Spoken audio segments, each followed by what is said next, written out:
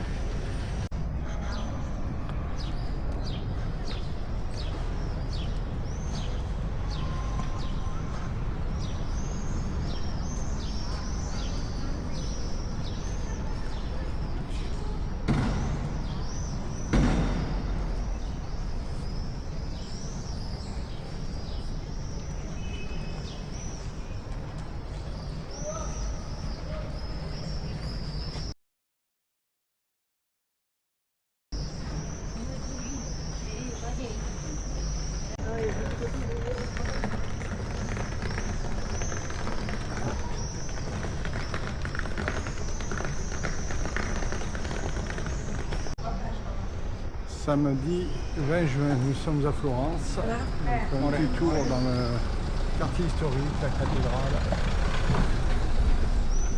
Et ensuite, après, nous irons en direction de Pise. Allez, à plus tard.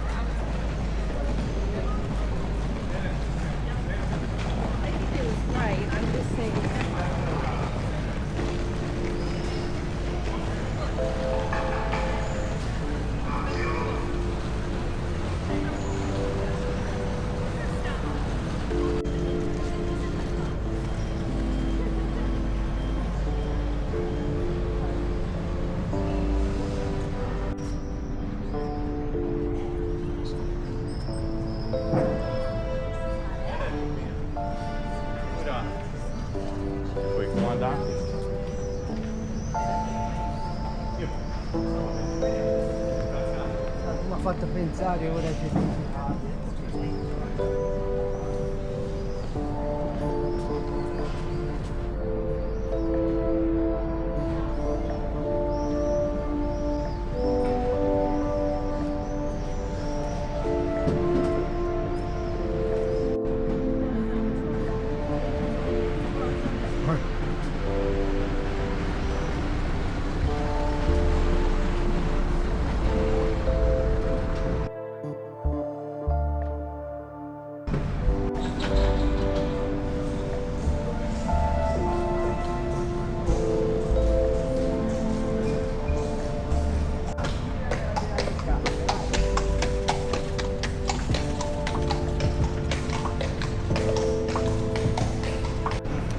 On poursuit notre visite dans le centre historique en direction de la Piazza del Signoria.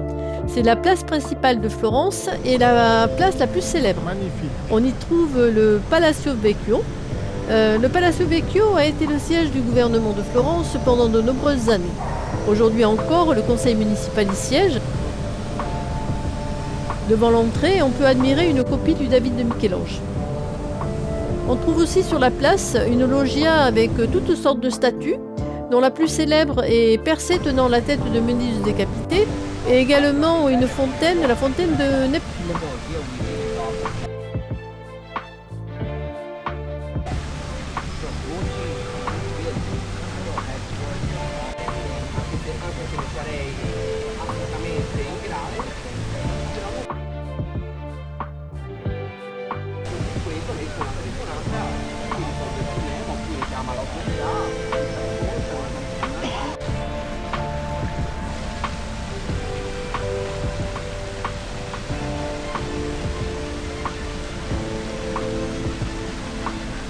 Perché lei è venuta felice di fare i vari combattimenti, controllo lei, le mail gli arrivano di nascosto a lei, non mi sarà...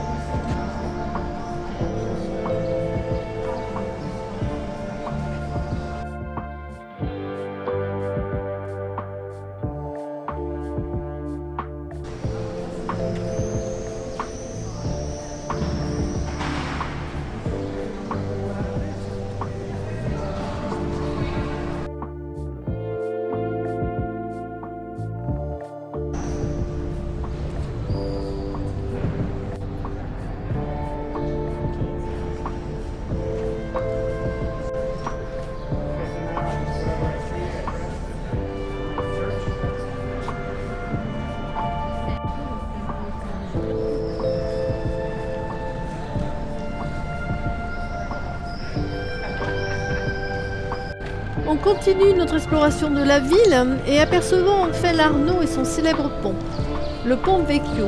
C'est le pont le plus célèbre de Florence, il enjambe le fleuve et il est surtout connu pour ses boutiques qui sont situées sur ou près du pont. Autrefois, des forgerons, des tanneurs et des bouchers vivaient là, mais aujourd'hui on y trouve principalement des bijoutiers. Au milieu du pont se trouve le buste de Cellini, qui est devenu célèbre en tant que métallurgiste.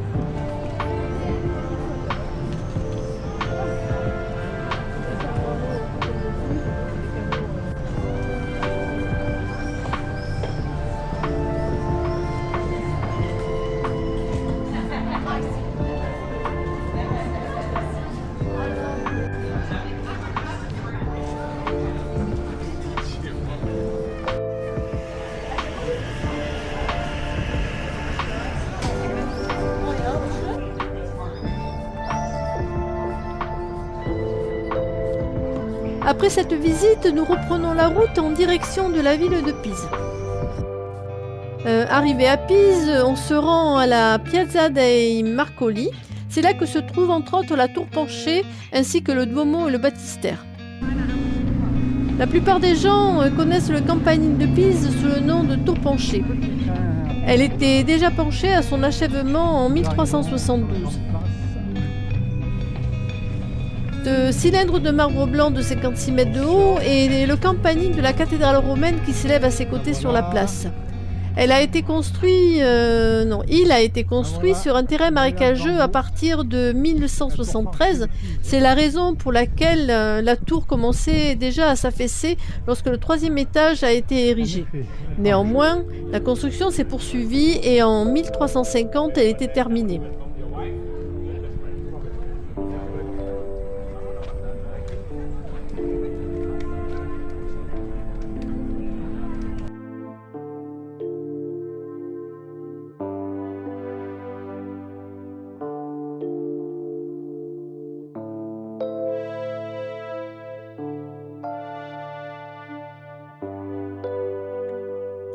La cathédrale romane, quant à elle, a été construite en 1064. L'extérieur se distingue par une façade à 4 étages composée d'arcs et de colonnades. L'arcade de gauche abrite la tombe de l'architecte et à l'extérieur, on trouve également de magnifiques portes en bronze de 1180. En face du Duomo, le baptistère. Il est dédié à Saint Jean-Baptiste et c'est le plus grand baptistère d'Italie et du monde. Sa construction a commencé en 1153, mais les travaux ont été interrompus puis achevés près d'un siècle plus tard. C'est pourquoi l'édifice présente un mélange caractéristique de 2 styles, le style roman et le style gothique.